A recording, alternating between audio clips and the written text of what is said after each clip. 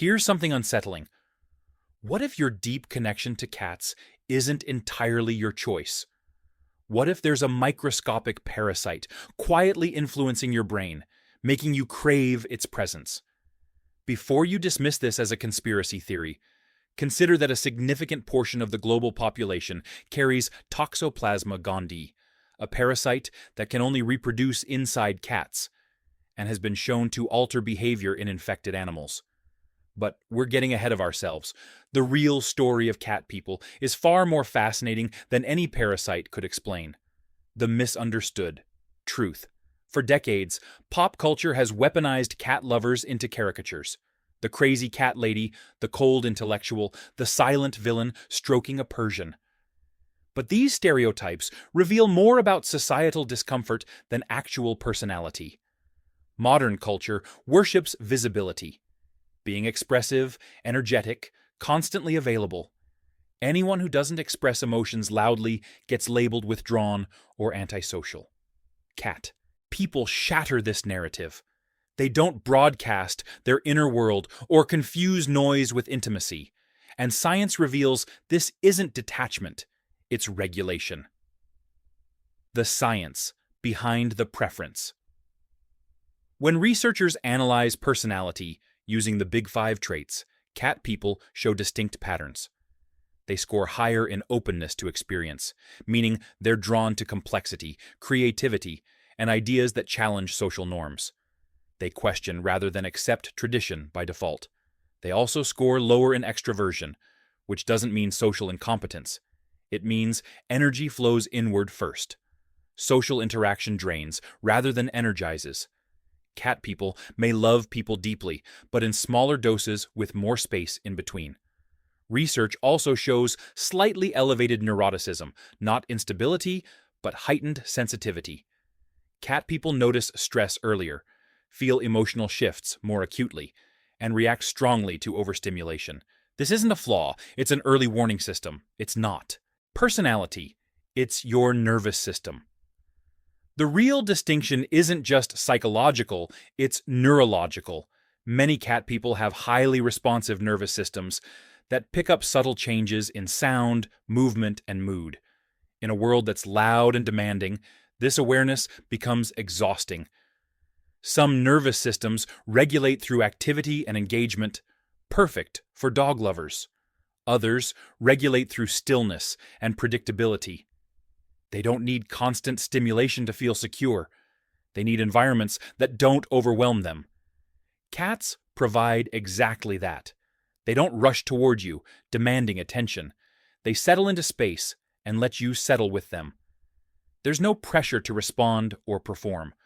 For nervous systems that spend all day anticipating and self-monitoring, this coexistence isn't boredom, it's recovery.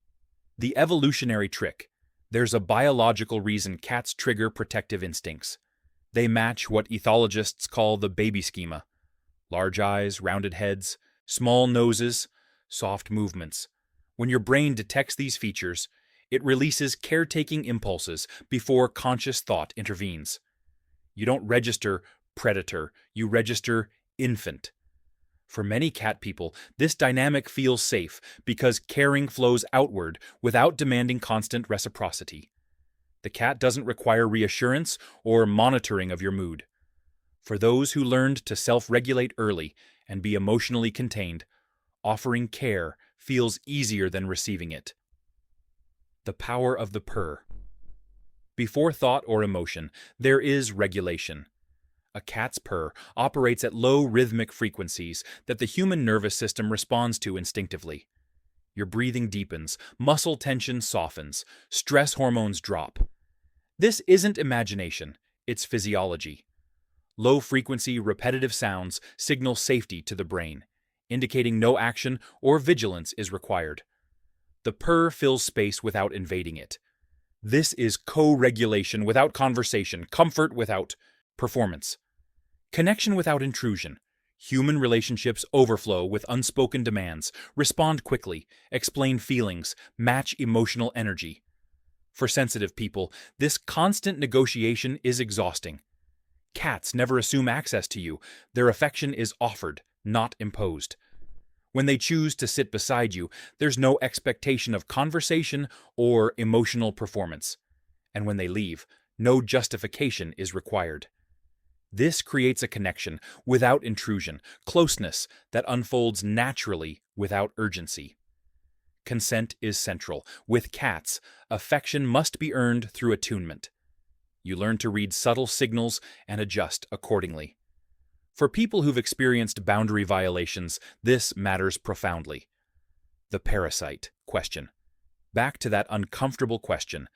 Toxoplasma gondii alters mouse brains to erase fear of cats, steering behavior toward the parasite's survival.